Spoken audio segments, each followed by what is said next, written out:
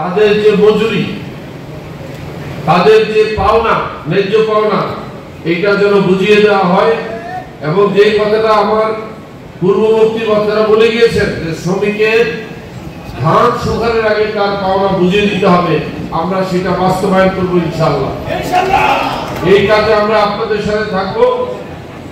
বাজার দরের সাথে সামঞ্জস্যপূর্ণ জাতীয় ন্যূনতম মজুরি ঘোষণা করব এবং এটাতে আমরা ভূমিকা রাখবো এবং যে সরকারে থাকবে তাদেরকে যে আমরা এটা ঘোষণা করতে ইনশাআল্লাহ সহযোগিতাও করব, বাধ্য করব। শ্রমিকদের অবাধ ট্রেড ইউনিয়ন করার অধিকার নিশ্চিত করতে হবে, আমরা সেটাতে কাজ করব এবং প্রতিষ্ঠা করব ইনশাআল্লাহ। সকল প্রকার চাঁদাবাজি ও নৈরাজ্য বন্ধ করতে হবে। শ্রমিকরা যেন পরিশ্রম করে সেখান থেকে কাউকে চাঁদা দিতে না হয়। সব ধরনের চাঁদাবাজি বন্ধ করতে হবে। সকল বন্ধ কলকারখানা চালু করতে হবে, একটি কারখানা যেন বন্ধ না থাকে। শ্রমিকদের জন্য পেনশন ভাতা চালু করতে হবে এবং তাদের ন্যায্য মজুরি, পেনশন সহ সব সুবিধা দিতে হবে। আমি ইনশাআল্লাহ চিন্তা করতেছি যদি আমরা রাষ্ট্রের ক্ষমতায় কারোর সাথে যেতে পারি, একাও যেতে পারি, বা আমরা যদি নাও যেতে পারি, আমরা যদি বিরোধী দলও যদি আমরা সংসদে যেতে পারি, আমরা শ্রমিকদের জন্য কতগুলা দাবি দেওয়া করব। সেটা হচ্ছে শ্রমিকদের সন্তানদের পরিবারের চিকিৎসা হতে হবে ন্যূনতম খরচের মধ্যে। তাদের সমস্ত সন্তানদের শিক্ষা উচ্চ মাধ্যমিক পর্যন্ত বিনামূল্য করতে হবে। শিক্ষা আমাদের জন্মগত অধিকার। সকল শ্রমিকদের খাদ্য নিরাপদ নিশ্চিত করতে হবে। বহু শ্রমিক দেখা গেছে কলকারখানায় পর্যাপ্ত পরিমাণ নিরাপত্তা ব্যবস্থা না থাকার কারণে অবহেলার জন্য তারা তাদের জীবন হারায়, হাত পা অঙ্গহানি হয়। সেটার জন্য পর্যাপ্ত যেন ক্ষতিপূরণ দেওয়া হয় এবং তাকে যেন পুনর্বাসন করা হয়, এটা আমরা নিশ্চিত করবো ইনশাআল্লাহ। শুধু বললে সারাদিন চলে যাবে। শ্রমিকের জন্য আমরা কি কি করতে চাই বললে সারাদিন চলে যাবে। শুধু মনে রাখেন, উদ্দেশ্য যদি সৎ থাকে আমরা সফল হবই। আমরা আপনাদের পাশে আছি। আমরা আপনারা আমাদেরকে সহযোগিতার জন্য হাত বাড়িয়ে দেন বা না দেন, সন্দেহ করেন বা না করেন, বিশ্বাস করেন বা না করেন, আমরা আপনাদের সাথে আছি। আমরা আপনাদের থেকে স্বীকৃতি পাওয়ার জন্য দাঁড়িয়ে থাকবো না যে আপনারা আমাদেরকে স্বীকৃতি দিলেন কিনা যে আমরা একটা শ্রমিক বান্ধব রাজনৈতিক দল, আমরা সেই স্বীকৃতির জন্য দাঁড়িয়ে থাকবো না। আমরা আমাদের কাজ করে যাব।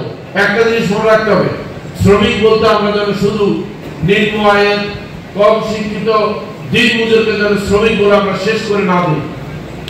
শ্রমিক কিন্তু বিভিন্ন স্তরে আছে। শিক্ষকরাও শ্রমিক, বিভিন্ন পেশাজীবী মানুষ, চাকরিজীবী, তারাও কিন্তু শ্রমিকের মধ্যে শ্রম দেয়।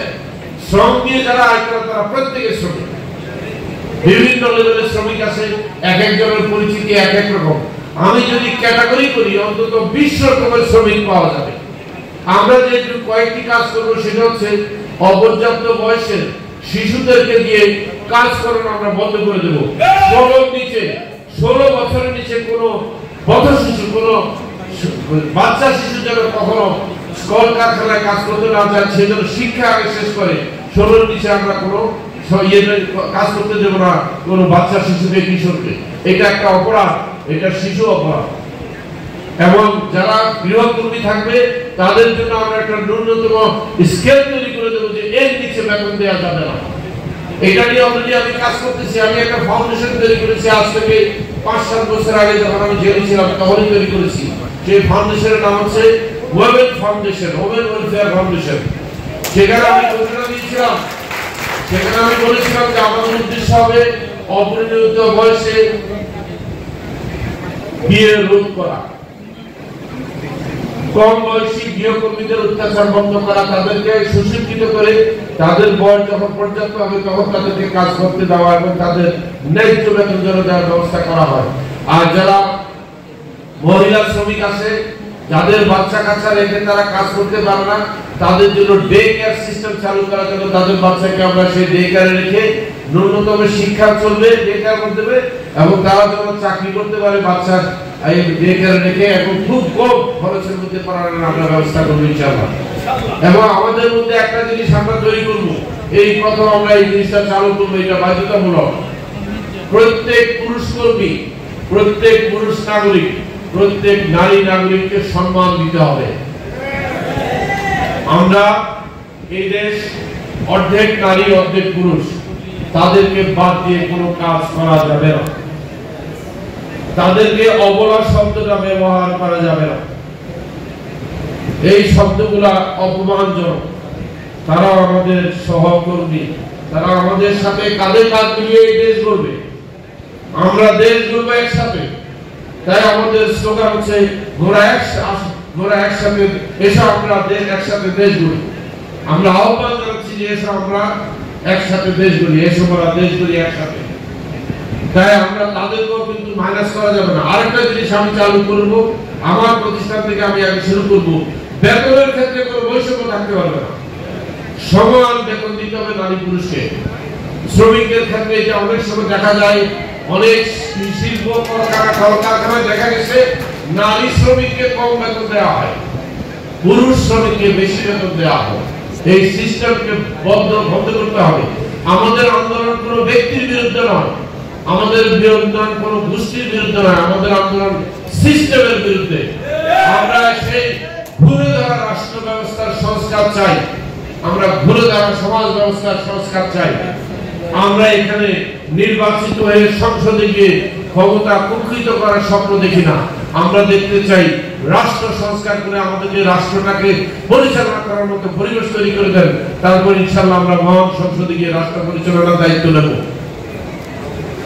এবং আজ এই মহান মে দিবসে আপনাদের কাছে আমাদের এই ওয়াদা থাকবে, বাংলাদেশের সকল শ্রমিক, সকল শ্রেণীর মেহনতি মানুষের কাছে আমাদের ওয়াদা থাকবে, আমাদের আগামী দিনের রাজনীতির বড় এজেন্ডা হবে আপনাদের পাশে দাঁড়ানো, আপনাদের অধিকার আদায় করা, আপনাদের পক্ষে আওয়াজ তোলা, আপনাদের আওয়াজ যেন মহান সংসদে যেন প্রকম্পিত হয়, আমরা সেই ব্যবস্থা করব। এবং জেনুইন শ্রমিক লেভেল থেকে, শ্রমিকদের মধ্যে থেকে সবার সম্মতির মাধ্যমে, ভোটাভুটির মাধ্যমে শ্রমিক নেতাকে কিন্তু শ্রমিক মন্ত্রণালয় মন্ত্রী করতে হবে। শ্রমিকদের মধ্যে থেকে প্রতিনিধি থাকতে হবে সব জায়গায়। এবং বর্তমান সরকারের কাছে আমি জোর আবেদন জানাবো, আপনি এতগুলো সেক্টরে আপনি উপদেষ্টা নিয়েছেন, অনুগ্রহপূর্বক শ্রমিকদের মধ্যে থেকে একজন শ্রমিক নেতাকে উপদেষ্টা হিসেবে নিয়ে দেন, যাতে আমরা আপনার আমল থেকে যেন শ্রমিকের ন্যায্য আদায় আমরা শুরু করতে পারি।